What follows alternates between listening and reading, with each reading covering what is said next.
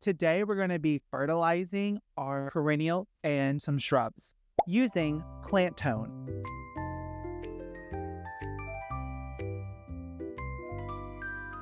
Hey y'all, thanks for dropping by the garden. I'm Zach and I'm the Gulf Coast gardener and I garden here in Mobile, Alabama, Zone 9A. Plant tone is an organic fertilizer provided by Espoma, and it's kind of the Swiss Army knife, if you will, of plant fertilizers. Now, for most of my perennials, I'll be giving them a half cup of the plant tone. Really not much to it. This is the only feeding they're going to get this year. So here we are in our Japanese maple bed. We will take 1 half cup and sprinkle it around the baseline, the drip line, if you will, of the perennial. This one here is the dressed up dressicura. This one is the Lagaria tractor seat. More heuchera. Right here is actually a campanula that is called pink octopus.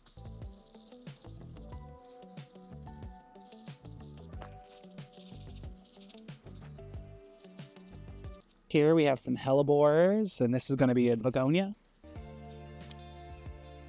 I love feeding my plants. It makes me feel like I'm doing the most I can for them. You just don't want to overdo it. There's a hosta right there that needs some food. I'm not worrying about feeding these foxgloves that I just planted because I planted them with biotone. Give the trees a little.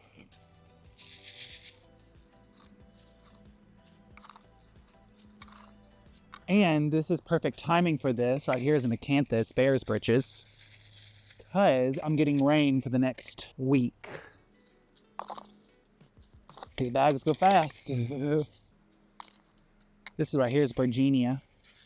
All right, so I've decided to lose the bowl. We're just gonna be going straight from the bag.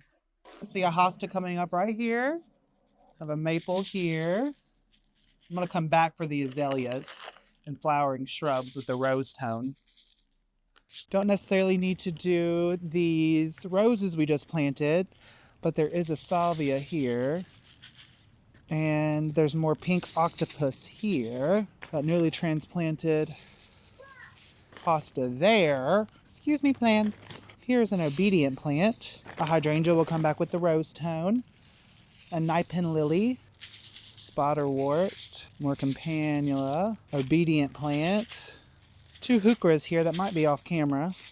Give these just a little bit of food. Oh, for our flowering our butylon here, we definitely want to feed it. And I do want to feed my mimosa. That's right here. I have some columbine here. It's a rose, another flowering butylon. Oh, we got some ferns up here and some terrenia.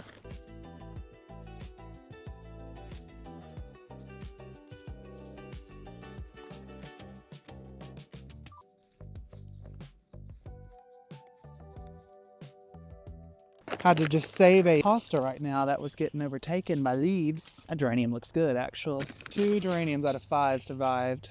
Looks like I planted them in an awful time in the summer. Let's move over to the fairy garden. Get some of that fertilized. Here I am in the fairy garden. I'm going to start with the oxalaris. And then there's creeping Jenny here. A beautiful peachberry ice heuchera. Toad lily. Toad lily. Probably come back with some berry tone or something for the fig tree. Another beautiful heuchera. I have another heuchera here I want to feed. And then we'll feed the cardinal plant.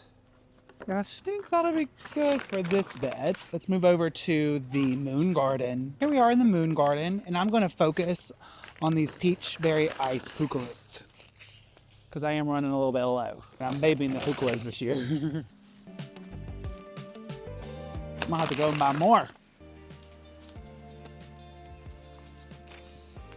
Well, that was easy and fast. I went through 2 bags pretty quick. I probably need at least another 4 bags. We'll get it done though. Now that the fertilizing's done, I do want to add in some of the night blooming tobacco that we started from seed. I'm trying to get in the ground before all this rain hits so that it can establish a little bit. I have 6 of them that I'm going to work here into this garden. I'm just going to loosen the soil just a bit. I'm going to sprinkle in a little bit of our starter fertilizer. I'm going to pull the leaf on this plant to get it out. There we go. Beautiful roots. Pop it in the ground. There's one woodland sylvestris. Pop one right here.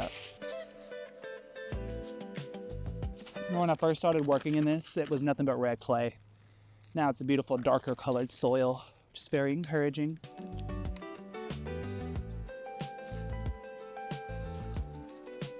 One, two. So the third one right over here.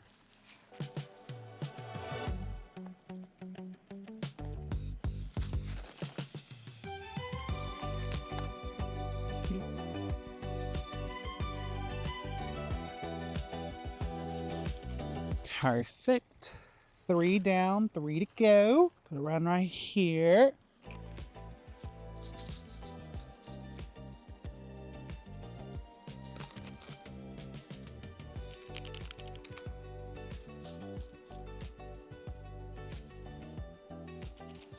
And we'll do one right over here. So that'll be 1, 2, 3, 4, 5, and we'll do the 6th one in the center. Kind of round out this half moon.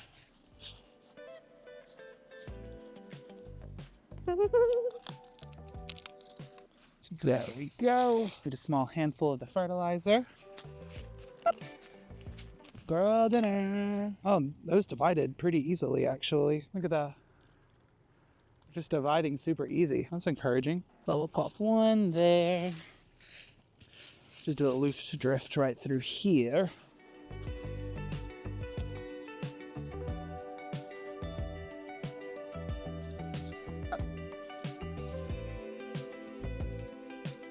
There we go. Very nice. Very, very nice. One left that we'll try to put right in here. And we shall succeed.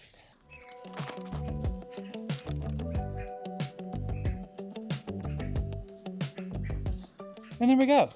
6 cells of nights into tobacco, but way more than just 6 plants into the ground.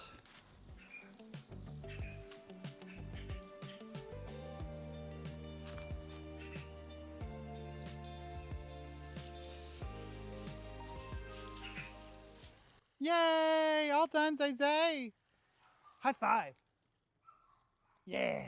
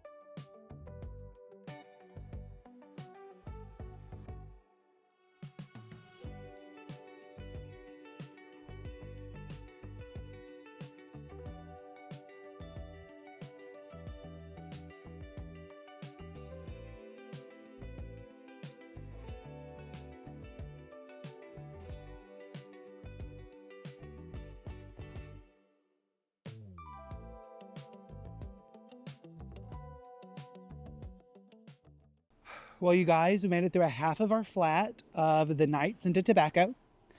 This was actually pretty fun to start from seed. I started it, here's where we are now. The whole flat here, they germinated, they got too dry, they all died.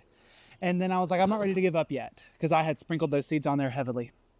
So I soaked the seed tray in water overnight and then let it sit there for about 3 to 4 days. And then on like day 5, I saw another little blanket of green. I said, yes, we're back in business. After that, I did not let them dry out. And I waited until when I lifted one out, the soil would stay with the roots. And I just sprinkled them out throughout the whole garden. So I planted 6 of them here.